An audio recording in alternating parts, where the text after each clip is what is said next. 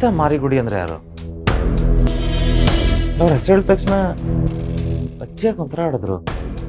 ಅಪ್ಪನ ಜೊತೆ ಫೋಟೋಲಿರೋರ್ಗೂ ಇದಕ್ಕೇನಾದ್ರೂ ಸಂಬಂಧ ಇರ್ಬೋದಾ? ಯಾಕಂದ್ರೆ ಈ ಸರ್ಟಿಫಿಕೇಟ್ ಮೇಲೆ ಇದ್ದಿದ್ದ ಸಿಂಬಲ್ ಆ ಫೋಟೋಲಿ ಅವ್ರ ಕೈಲಿದ್ದ ಟ್ರಾಫಿ ಮೇಲೂ ಇತ್ತು. ಏನಿದೆಲ್ಲ?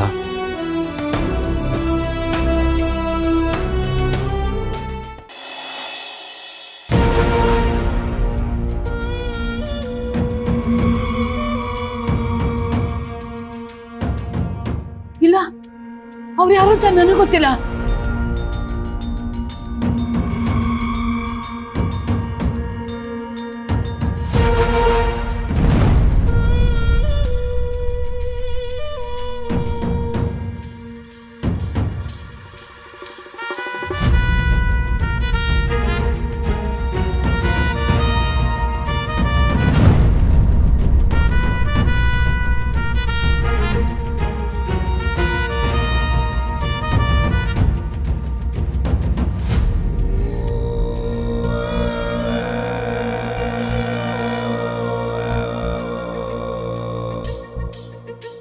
ಸೀತಾ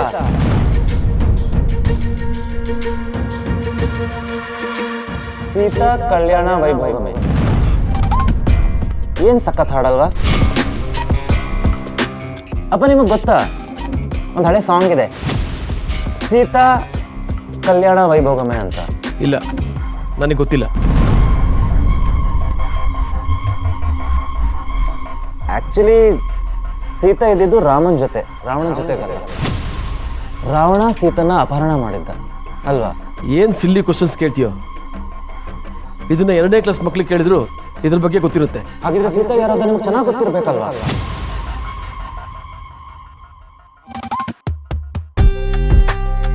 ಅಂದ್ರೆ ಸೀತಾ ಮಾರಿಗುಡಿ ಯಾರಪ್ಪ?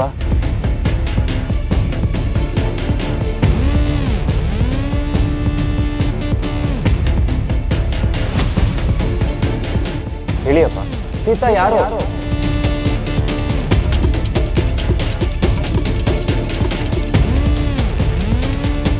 ಯಾಕೋ ಇತ್ತೀಚೆಗೆ ಏನೇನೋ ಕೇಳ್ತಾ ಇದೀಯಾ? ಉತ್ತರ ಕೊಡಿಯಪ್ಪ. ನಿಮ್ಮನ್ನ ನೋಡ್ತಾ ಇದ್ರೆ ನೀವು ಯಾವುದೋ ದೊಡ್ಡ ಸೀಕ್ರೆಟ್ ಮುಚ್ಚಿಡಿದ್ರೆ ಅಂತ ಅನಿಸ್ತಾ ಇದೆ. ಏನು ಸೀಕ್ರೆಟು? ಆ ಥರ ಎಲ್ಲ ಏನೂ ಇಲ್ಲ. ಅಪ್ಪ, ನಿಮ್ಗೇನೋ ಗೊತ್ತಿದೆ, ಆದರೆ ನನ್ನಿಂದ ಮುಚ್ಚಿಡ್ತಿದ್ರೆ ಅಲ್ವಾ? ಹೇಳಿಯಪ್ಪ, ನಿಮಗೆ ಖಂಡಿತ ಸೀತಾ ಪರಿಚಯ ಇದ್ರೆ ಅಂತ ನಂಗೆ ಅನಿಸ್ತಿದೆ. ಯಾಕೋ ಇಷ್ಟು ತೊಂದರೆ ಕೊಡ್ತಾ ಇದೆಯಾ? ಅಣ್ಣ, ಇದೇನ್ ಪ್ರಶ್ನೆ ಅಂತ ಕೇಳ್ತಿದ್ಯಾ? ಏನಿಲ್ಲ ಅತ್ತೆ, ಈ ಸೀತಾ ಯಾರು ಅಂತ ನನಗೆ ಗೊತ್ತಾಗ್ಬೇಕಾಗಿತ್ತು. ನೋಡು, ಎಲ್ಲರಿಗೂ ಅವ್ರದ್ದೇ ಆಗಿರೋ ಪಾಸ್ಟ್ ಇರುತ್ತೆ, ಅದನ್ನ ಗೆದ್ಕೋಕ್ ಹೋಗ್ಬಾರ್ದು. ಹಾಗಾದ್ರೆ ಸೀತಾ ನಿಮಗೂ ಗೊತ್ತಾ? ಗೊತ್ತು. ಮಾರಿಗುಡಿಲಿ ಅಣ್ಣನ್ಗೆ ಸೀತಾ ಅಂತ ಒಬ್ರು ಫ್ರೆಂಡ್ ಇತ್ತು.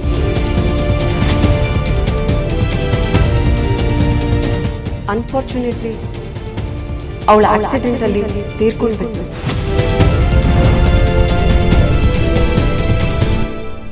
ಪ್ರಪಂಚದಲ್ಲಿ ಇಲ್ಲದೆ ಇರೋ ವ್ಯಕ್ತಿಗಳ ಬಗ್ಗೆ ಅನಾವಶ್ಯಕವಾಗಿ ಜಗಳ ಮಾಡಬಾರ್ದು ಅಂತ ಇರೋ ಸತ್ಯ ಹೇಳ್ದೆ. ಹಾಗಿದ್ರೆ ಸೀತಾ ಯಾರು? ಮಾರಿಗುಡಿಲಿ ಅಣ್ಣ ಕಾಲೇಜ್ಗೆ ಹೋಗ್ತಿರೋವಾಗ ಅವಳು ಅಣ್ಣ ಒಳ್ಳೆ ಫ್ರೆಂಡ್ಸ್ ಆಗಿದ್ರು. ಅಷ್ಟೇ ಅಲ್ವಾ ಅಣ್ಣ? ಹೌದು.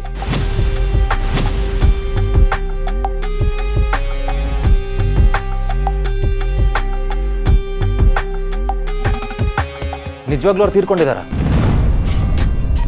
ಹೌದು ಅಂತ ಹೇಳದ್ನಲ್ಲ, ಮತ್ತ್ಯಾಕೆ ಡೌಟು?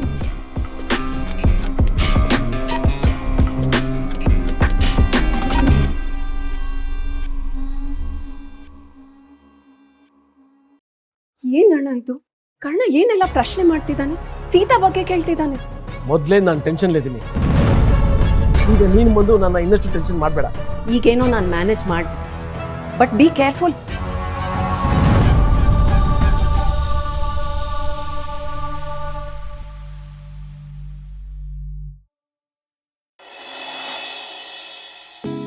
ನನ್ನ ಮುದ್ದು ಈಗ ಫ್ರೀ ಆಗಿರ್ತಾರಲ್ವಾ? ಡನ್. ಹಾಗಾದ್ರೆ ಕಾಲ್ ಮಾಡ್ತೀನಿ.